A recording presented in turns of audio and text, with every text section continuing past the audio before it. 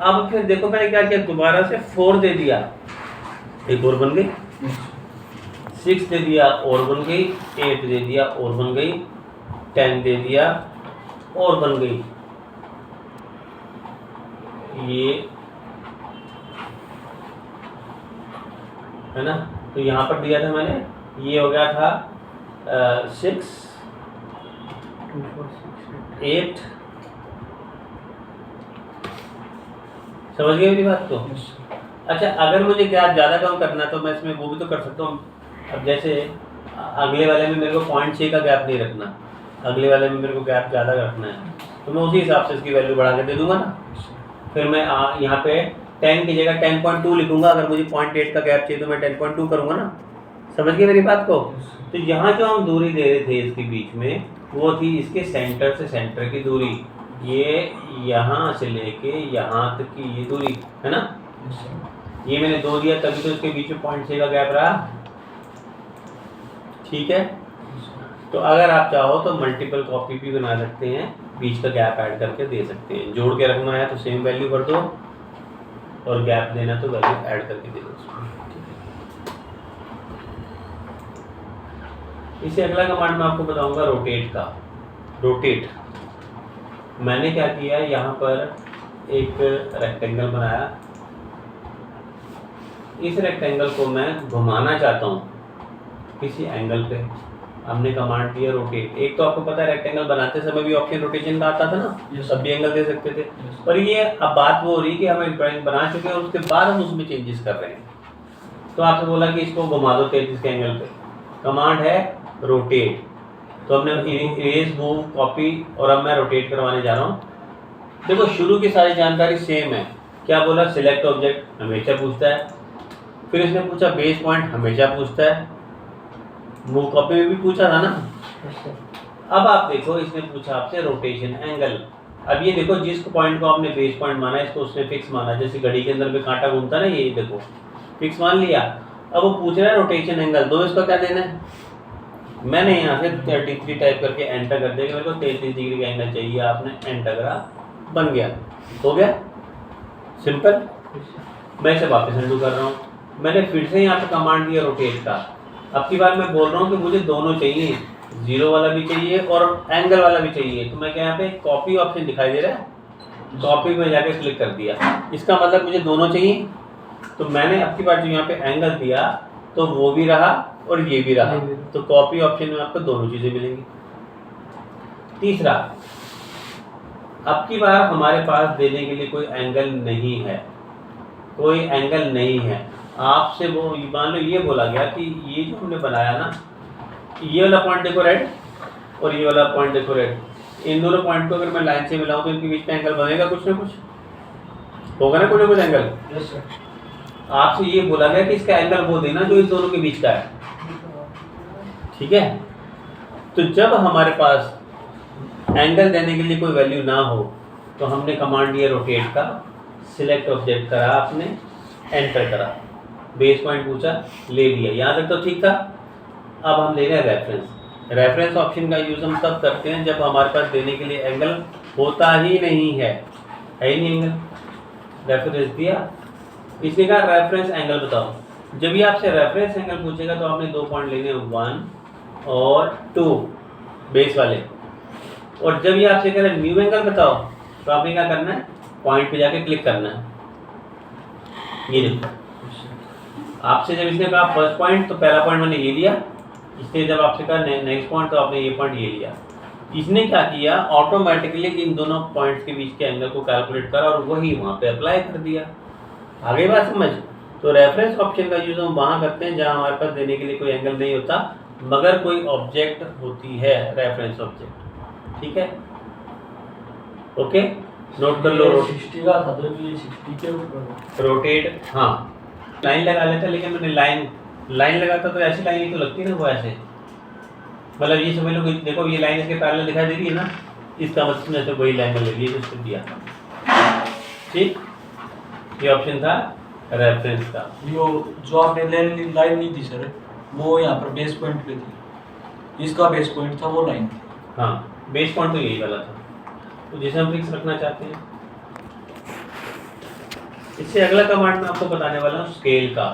मैंने यहाँ से रेक्टेंगल दिया, क्लिक करा और रेक्टेंगल बनाया @2, तो आपको पता है ना 2x2 का रेक्टेंगल बन गया। Yes sir. आपकी आसानी के लिए मैं यहाँ से इस पे डायमेंशन लगा भी देता हूँ तो आसान हो जाएगा समझना।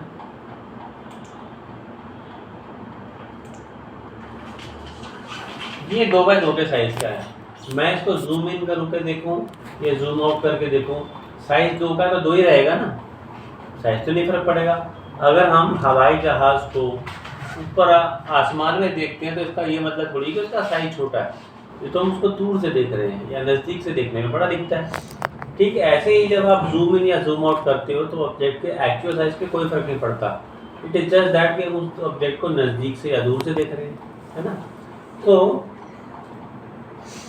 अब आपसे ये बोला गया कि जो साइज 2x2 का है इसको 5x5 कर दो। ठीक है, 2 को 5 कर दो तो साइज पहली बात तो बढ़ाने की बात हुई है। हमारे पास यहाँ पे कमांड है स्केल। स्केल की शॉर्ट फॉर्म होती है SC। हमने कमांड दिया स्केल का, इसने कहा सिलेक्ट ऑब्जेक्ट, सेम स्टेप है, सिलेक्ट ऑब्जेक्ट कर लिया। ठीक है, उसके बाद उसने पूछा बेस पॉइंट, मुझे स्टैंड लगाना तो लगा लो। इसने पूछा बेस पॉइंट, तो बेस पॉइंट मैंने यहाँ से बेस पॉइंट दे दिया, ये बेस पॉइंट। ठीक, अब उसने आपसे पूछा स्केल फैक्टर। जब हम स्केल कमांड देते हैं तो हम ऑब्जेक्ट के साइज को बढ़ा सकते हैं, घटा सकते हैं बराबर अनुपात में, प्रोपोर्शनेटली। अगर आप 1 से ज़्यादा स्केल फैक्टर दोगे तो साइज बढ़ेगा, 1 से कम देंगे तो घटेगा।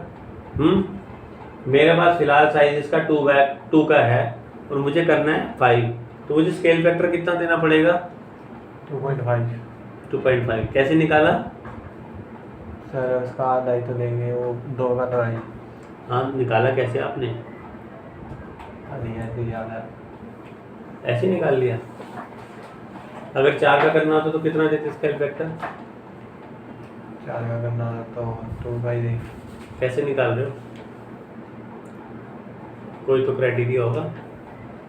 10 का करना हो तो सर आप कर दिए। उसका हाफ हो जाता ना, अगर 4 का बनाएंगे तो 2 होगा। ऐसा होता है कि जो हमारे पास है वो तो 2 है, हमें बनाना है 5 का, 5 को 2 से भाग कर दो, आ गया 2.5, स्केल फैक्टर आ गया।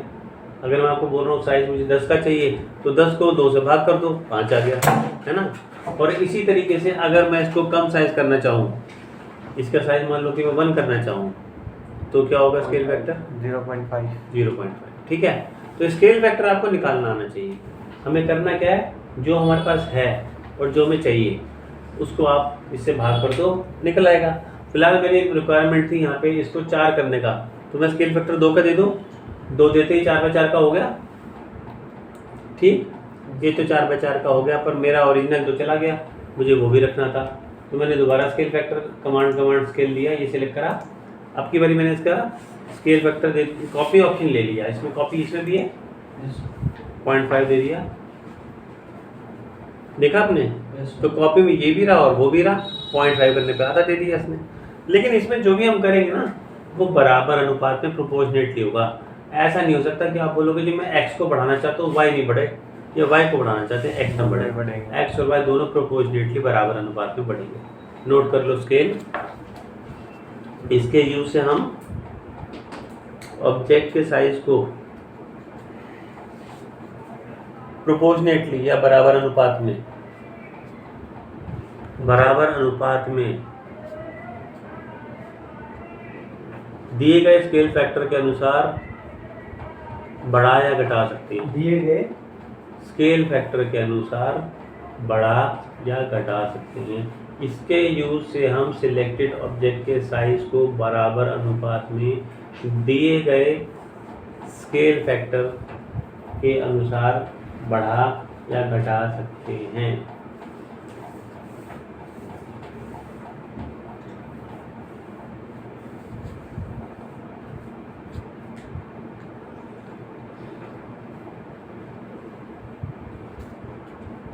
सर ये जैसे अलग अलग ये सर, एक तो वो खाली वो एक बॉक्स है सर, एक उसका डायमेंशन दी सर, बड़ी छोटी थी, एक ये सर ये पूरी है, ये भी हो सकती है सर एक साथ। हाँ बिल्कुल, वो तो जिसको सिलेक्ट करोगे उसको होगा। लो इस सारे को सिलेक्ट कर लिया मैंने, Yes, sir.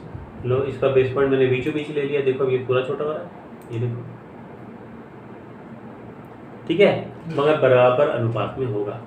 क्लियर हो गया? और देखो स्केल कमांड से अगले कमांड पर आते हैं, स्ट्रेच। अब की बार क्या है, ये मान लो एक ऑब्जेक्ट है, उसके कमांड से ये क्या ये स्ट्रेच है, STRETCH, स्ट्रेच। स्ट्रेच का मतलब होता है खींचना, है ना? तो ये स्ट्रेच कमांड की शॉर्ट फॉर्म S होती है, S ओनली। स्ट्रेच कमांड में हम इसको रबड़ की तरह X या Y की डायरेक्शन में खींच सकते हैं। जब हम स्ट्रेच कमांड देते हैं तो नीचे ध्यान दो क्या लिखा रहा है, select object to stretch by crossing window और क्रॉसिंग पॉलीगन। तो इस बात का ध्यान रहे कि ये यहाँ पर आपको क्रॉसिंग विंडो से ही इसको सिलेक्ट करना है, कोई और तरीका नहीं चलेगा। मैंने क्या किया, यहाँ से लेके ऐसे सिलेक्शन करा। आप ये देखो इस ऑब्जेक्ट के 4 कॉर्नर थे, जो भी कॉर्नर मैं इस विंडो में ले रहा हूँ ग्रीन में, वो फ्लेक्सिबल बन जाएगा और बाहर वाले फिक्स रहेंगे।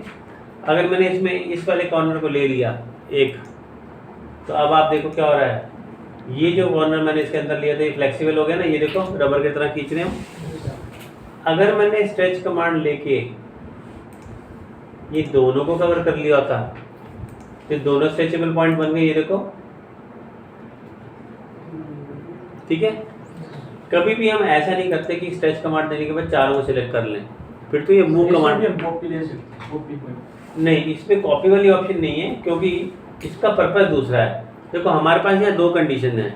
एक कंडीशन तो ये है कि आपको ये बोला गया कि इसका साइज यहाँ तक बढ़ा दो, हमें नहीं पता ये गैप कितना है, हालांकि हम चाहें तो जान सकते हैं गैप कितना है और वो सब तो हम कर सकते हैं, लेकिन आपसे बोला गया है कि ये इसको ना, ये जैसे 2 है इसको पूरा यहाँ तक मिला दो। हमने कमांड दिया स्ट्रेच का, सिलेक्ट ऑब्जेक्ट जब इसने कहा तो क्रॉसिंग विंडो से ऐसे सिलेक्शन करा। मैंने 2 पॉइंट इसमें इसलिए लिए कि ये वाले पॉइंट हमारे फ्लेक्सिबल रह जाए और बाहर वाले पॉइंट फिक्स रह जाए। एंटर। इसने पूछा बेस पॉइंट बताओ। अब की बार मैंने बेस पॉइंट इसको पिक किया और डिस्प्लेसमेंट पॉइंट मैंने इधर परपेंडिकुलर लगा दिया, ठीक है। अगर तो देखो मुझे कोई वैल्यू दी गई थी, जैसे कि 2 था और आपसे बोला कि इसको 3 कर दो, तो मैं क्या करूँगा, इस तरफ देके वैल्यू 1 टाइप करके एंटर कर दूंगा, हो गया 3, है ना। और घटाना हो तो अंदर की तरफ कर लेते जैसे पहले किया था। लेकिन अगर मुझे पता नहीं था कि गैप है कितना, तो मैं यहाँ से लूँगा, यहाँ से बेस पर इसको लिया और परपेंडिकुलर डिस्प्लेसमेंट मिला दिया, हो गई, ठीक है। तो स्ट्रेच कमांड से आप किसी भी डायरेक्शन में, चाहे एक्स में चाहे वाई में, उसको बढ़ा या घटा सकते हो। तो जहाँ पे प्रोपोर्शनेटली वाली बात खत्म हो गई, यहाँ पे ये है कि हमें डिसप्रोपोर्शनेटली भी कर पाएंगे, ठीक है। नोट कर लो, स्ट्रेच शॉर्ट फॉर्म एस। इसके यूज से हम एक्स या वाई डायरेक्शन, इसके यूज से हम एक्स या वाई डायरेक्शन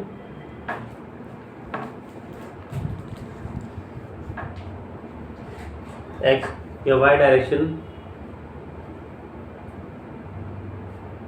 में साइज चेंज करते हैं। एक्स या वाई डायरेक्शन में क्रॉसिंग विंडो बनाकर, एक्स या वाई डायरेक्शन में क्रॉसिंग विंडो बनाकर साइज चेंज करते हैं।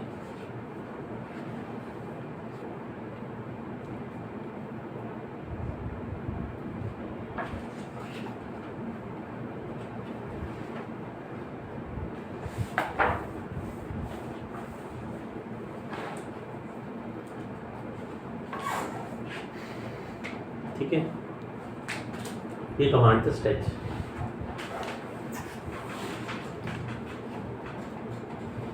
नेक्स्ट कमांड मैं आपको बताऊंगा ऑफसेट का।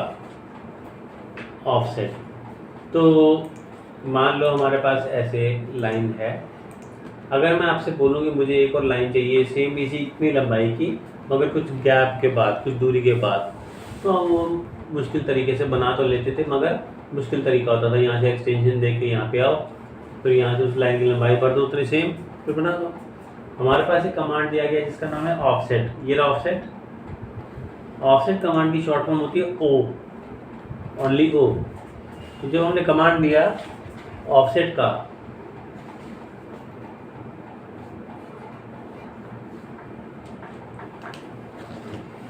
ऑफसेट कमांड दिया तो इसने आपसे कहा स्पेसिफाई ऑफसेट डिस्टेंस। वो आपसे पूछ रहा है गैप कितना रखना है आपने। आप ये कह रहे थे ना यहाँ से हमें कुछ गैप पे चाहिए, तो गैप कितना रखना है। मैंने मान लो यहाँ पे गैप दे दिया 0.77 का, 88 का दे दिया, एंटर कर दिया। ये गैप चाहिए मुझे। उसने बोला बताओ किस में से चाहिए, मैंने यहाँ से लाइन को सिलेक्ट करा। अगर आपने एक वर्टिकल लाइन सिलेक्ट करी, ये आपसे पूछेगा डायरेक्शन बता दो, इस तरफ गैप चाहिए कि इस तरफ गैप चाहिए, इधर या इधर। ठीक, मेरे को इधर चाहिए था, मैंने क्लिक कर दिया। तो आपने देखा जो भी दिया था आपने उसके आपके साथ क्लिक कर दिया। अच्छा, फिलहाल गैप तो वही चल रहा है 0.8 का। अगर मैंने हॉरिजॉन्टल लाइन सिलेक्ट करी, इस केस में डायरेक्शन ऊपर या नीचे हो सकती है। मैंने ऊपर की तरफ ले लिया, ठीक है, देखा आपने। तो मैंने यहाँ से कमांड ऑफसेट दिया।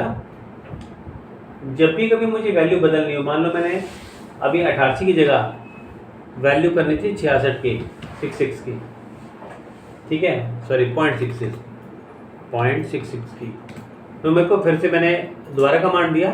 मतलब जब जब वैल्यू बदलनी होगी आपको कमांड दोबारा रिपीट करना पड़ेगा। इतने का सिलेक्ट ऑब्जेक्ट, मैंने इसको सिलेक्ट करा। अब आप देख रहे हो गैप कम आ रहा है, इस तरफ चाहिए कि इस तरफ चाहिए।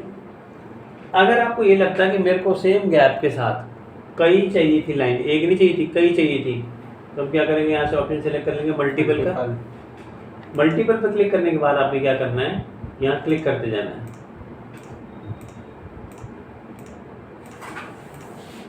देख रहे हो, जब हमारा काम खत्म हो गया तो आप एंटर कर दो। ठीक, फिर से देखो, अब मुझे गैप बदलना था तो मैंने एंटर करा। पिछला गैप इसने बताया 0.66 का, मैंने आपकी बारी 0.55 का गैप दे दिया। Select object to offset. जब आप ऑब्जेक्ट को सिलेक्ट करते हो तभी इसमें मल्टीपल ऑप्शन आता है। अब मैंने फिर से मल्टीपल ले लिया और ये देखो आ गया, ठीक है। तो जब भी हमें पैरेलल लाइंस लगानी हो तो हम ऑफसेट कमांड का यूज़ करेंगे। और देखो, अगर मैंने रेक्टेंगल लिया होता तो क्या होता, ऑफसेट कमांड देने पर ये ऑफसेट, ये गैप था हमारा, मैंने सिलेक्ट करा इसको, इसने क्लोज ऑब्जेक्ट माना तो इसके अंदर या बाहर ऑफसेट पूछ रहा, आपको अंदर की तरफ करना बाहर की तरफ करना। अगर मैंने मल्टीपल ऑप्शन ले लिया तो अंदर की तरफ मल्टीपल कॉपी बनाते जा रहा है, ठीक है, ओके। तो क्लोज ऑब्जेक्ट के लिए जैसे सर्कल हो गया, रेक्टेंगल हो गया, पॉलीगन, उस केस में तो ऑफसेट जो है अंदर या बाहर की मानता है डायरेक्शन, और लाइन के केस में लेफ्ट राइट या टॉप बॉटम मानता है। ऐसी अगर आर्क होती तो आर्क को भी हम ऑफसेट कर पाते। ये देखो, अगर ऐसी आर्क होती तो आप इसको भी ऑफसेट कर पाते।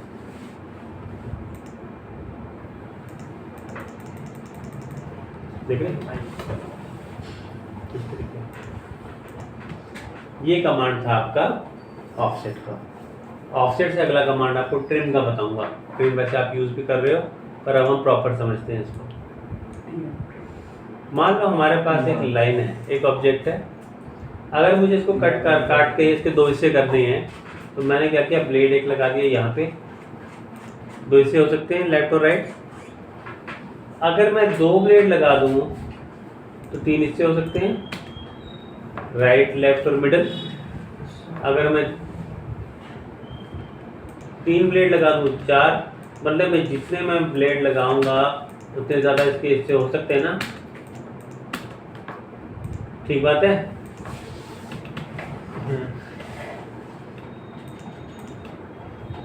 अब तक आप क्या करते थे, मान लो ये वाली जो लाइन है ना, सबसे लंबी वाली लाइन, ये मुझे इस लाइन के इधर की सारी लाइन को ट्रिम करना था, कटिंग करनी थी। आप क्या करते थे, TR, एंटर, फिर हम इसको सिलेक्ट करते थे। कटिंग ऐसे टुकड़े टुकड़े को काटते काटते लास्ट तक पहुँचते थे, और बीच में से कोई छोड़ दिया तो वो गड़बड़, तो वो फिर इसे जा भी नहीं रहा था, नहीं जा रहा ना। इससे नहीं जा रहा, जो ट्रिम से नहीं जाएगा वो रे से जाएगा। तो आप इसमें डबल एंटर कर लेते थे और ऐसे करते थे। लेकिन आपने देखा लंबा हो गया ना तरीका काम करने का। अगर मैं डायरेक्टली उसको यही बता दूँ कि इसको ब्लेड माने, इस सारे ऐसे वाकई का कटना चाहिए ना। हमने ट्रिम कमांड दिया, इसने कहा सिलेक्ट ऑब्जेक्ट, इसने कहा सिलेक्ट कटिंग एजेस। वो आपसे कह रहा है कि ब्लेड सिलेक्ट करो, आप किसको ब्लेड मानना चाहते हो। तो मैंने क्या किया, सिर्फ जाके इसको सिलेक्ट करा। हम इसको ब्लेड मानना चाहते थे, अकेला इसको सिलेक्ट करके एंटर करा, सिलेक्ट ऑब्जेक्ट ट्रिम आ गया। मैंने इसको जाके सिलेक्ट करा और ट्रिम हो गया। एक ही बारी में हो गया काम। वो काम जो मैंने पिछली बार 10 बारी में किया था वो एक ही बारी में हो गया। टी या डबल एंटर करा था ना पिछली बारी, मैंने ब्लेड बताया और कर लिया। तो आप चाहो तो खुद से ब्लेड सिलेक्ट भी कर सकते हो। मैंने एक ब्लेड लिया था, इसकी जगह आप 2 3 4 चाहे जितनी मर्जी ले लो, आप ब्लेड सेलेक्ट करके भी ट्रिमिंग कर सकते हो। तो ट्रिम का मतलब ही कटिंग करना होता है, ठीक है। कटिंग एजेस बता के ट्रिम की शॉर्ट फॉर्म होती है TR।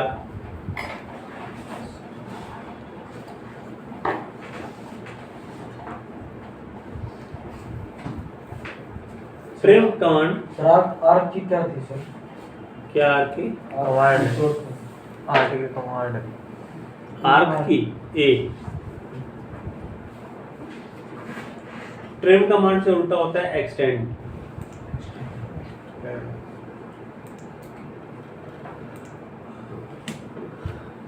एक्सटेंड कमांड उल्टा काम करता है। ट्रिम जो है कटिंग करके छोटा करता है ऑब्जेक्ट को, और एक्सटेंड बढ़ाने के लिए काम करता है। यहीं पे देखो मैं ट्रिम का उल्टा लिया हुआ एक्सटेंड, ये रहा। जब आप एक्सटेंड कमांड देते हो तो ये आपसे कहते हैं सिलेक्ट बाउंड्री एजेस।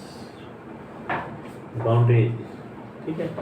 मतलब जब भी आप क्रिकेट खेलते हो तो सबसे पहले अपनी बाउंड्री डिसाइड करते हो ना चौके छक्के के लिए। ठीक वैसे ही यहाँ ये पूछ रहा है बाउंड्री बताओ। अगर मैंने यहाँ पर एंटर कर दिया तो एंटर का मतलब ये होगा कि ये सबको बाउंड्री मान रहा है। जैसे हम ट्रिम में भी जब वो कटिंग ब्लेड होता था तो हम एंटर कर देते थे ना, एंटर का मतलब ये था कि वो सबको कटिंग ब्लेड मान रहा है, इसलिए वो टुकड़े टुकड़े करता था। ऐसे ही एक्सटेंड में जब उसने पूछा कि बाउंड्री बताओ तो मैंने एंटर कर दिया, इसका मतलब कि सभी ऑब्जेक्ट बाउंड्री बन गई। और आप देखो कह रहा है सिलेक्ट ऑब्जेक्ट टू एक्सटेंड, मैंने सिलेक्ट करा, यहाँ तक बढ़ा, फिर यहाँ तक बढ़ा,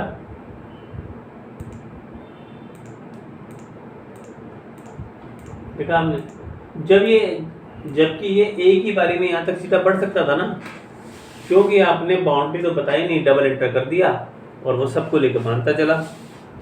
हमें क्या करना चाहिए था, एक्सटेंड कमांड देने में जब इसने बाउंड्री मांगी तो मैंने अकेले इसको सिलेक्ट कर लिया बाउंड्री और एंटर करा।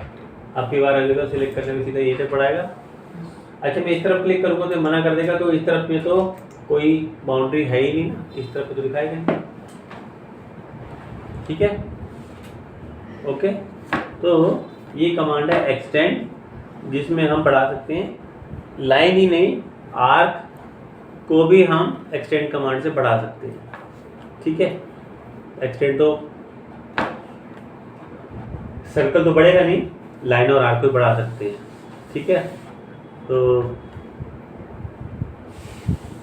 ट्रिम में लिख लो आप, इसमें हम कटिंग ब्लेड बताकर ऑब्जेक्ट्स का कुछ हिस्सा कटिंग है, कटिंग एज EDGE, इसमें हम कटिंग एज बताकर, ये कटिंग ब्लेड भी लिख सकते हो, कटिंग ब्लेड बताकर ऑब्जेक्ट का कुछ हिस्सा काट लेते हैं, काट देते हैं, ऑब्जेक्ट का कुछ हिस्सा काट देते हैं।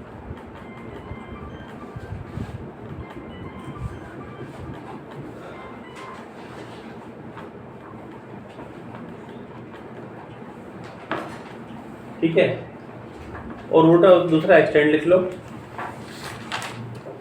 दूसरे में लिख लो एक्सटेंड। एक्सटेंड की शॉर्ट फॉर्म क्या है सर? किसकी? एक्सटेंड की। EX। एक्सटेंड में लिख लो, इसमें हम बाउंड्री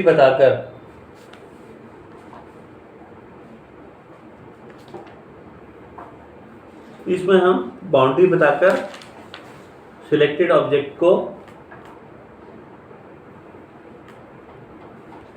सेम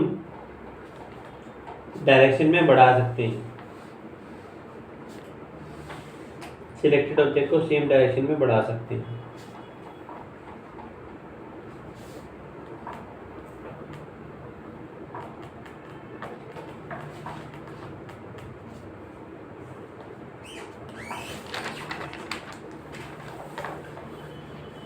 साथ ही एक्सटर्नली फुल वो शॉर्टकट वो ई एक्स, क्योंकि अकेला ई से होता है इरेज, ई एक्स।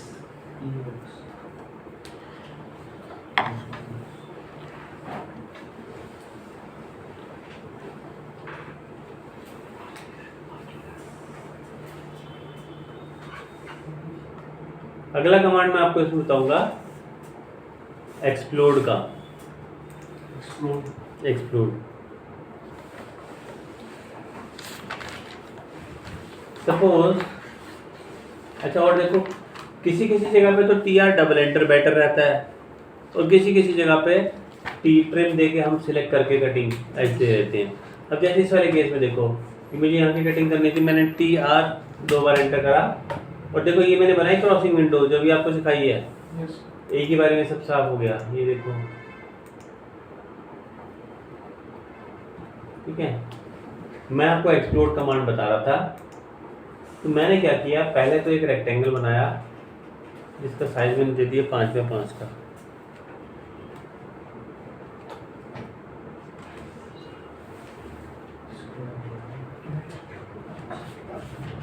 ठीक है, मुझे इसके आसपास का फ्रेम चाहिए था, मैंने ऑफसेट कमांड दिया और मैंने 0.5 एंटर करा, मुझे यहाँ से फ्रेम मिल गया ऐसे 0.5 का, चारों तरफ से बराबर चाहिए था तो हो गया। लेकिन अब मेरी रिक्वायरमेंट ये है कि मुझे लेफ्ट राइट से तो कुछ अलग चाहिए 0.5 का और टॉप और बॉटम से अलग चाहिए 1 का। फर्क आ गया ना। अगर मैंने इसी तरीके से दोबारा से किया तो ये तो क्या करेगा, सेम टू सेम लगा देगा। बात ये हो रही है कि लेफ्ट राइट तो ठीक है इसका, पर टॉप बॉटम जो है वो ठीक नहीं है, वहाँ अलग अलग था।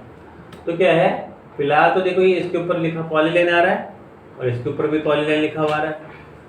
मैं ही चाहता हूँ कि हम इसको पॉलीलाइन की तोड़ के इसको लाइन में बदल दें। तो हमारे पास यहाँ पे कमांड है एक्सप्लोड का। एक्सप्लोड कमांड से आप पॉलीलाइन को तोड़ के लाइन में बदल देते हैं।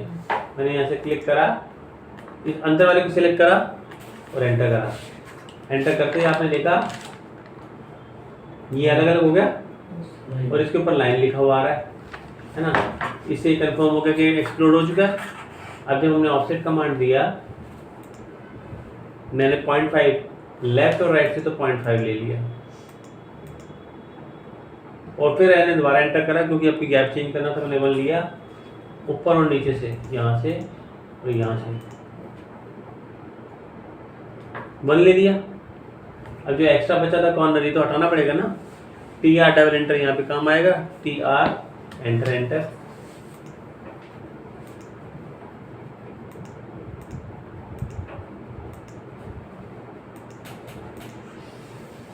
हो गया।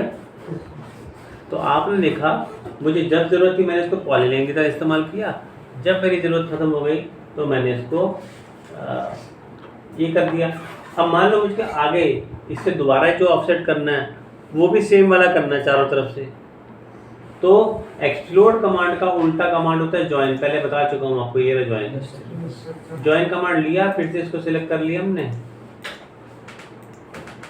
एंटर करा, पूरा एक साथ सिलेक्ट हो रहा है। मैंने यहाँ से ऑफसेट कमांड दिया, 0.1 का गैप दिया, ये आ रहा है। देखा आपने, जब जरूरत हुई अलग अलग कर दिया, जब जरूरत हुई से सिंगल कर दिया, एक्सप्लोड से उसको अलग कर दिया, ज्वाइन से उसको वापस सिंगल कर दिया। एक्सप्लोड की सर शॉर्ट फॉर्म एक्स है। एक्स नोट कर लो, explode EXPLODE, explode short form X. इसके यूज से हम पॉलीलाइन को तोड़कर लाइन में बदलते हैं, पॉलीलाइन को तोड़कर लाइन में बदलते हैं।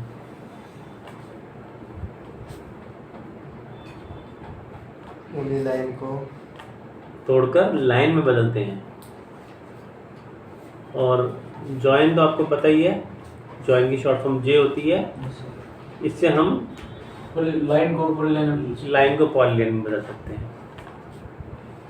फिर ये लाइन चाहे ओपन हो चाहे क्लोज्ड हो, लेकिन जुड़ी होनी चाहिए, कनेक्टेड होनी चाहिए। इस बात में इसमें एक पॉइंट ये भी लिखने वाला है जॉइन के अंदर में कि कनेक्टेड होनी चाहिए, लाइन हो या आर्क हो। जितना एरिया कनेक्टेड होगा उतना कोई लाइन एरिया नहीं, एरिया तो ऐसे टच होगा ना, कनेक्टेड का मतलब ये होता है कनेक्टेड। क्लोज्ड भी हो सकती है, क्लोज होगी तो एरिया निकलेगा उसका, ओपन का तो एरिया निकलेगा नहीं। ओपन हो या क्लोज हो मगर कनेक्टेड होनी चाहिए, ठीक है।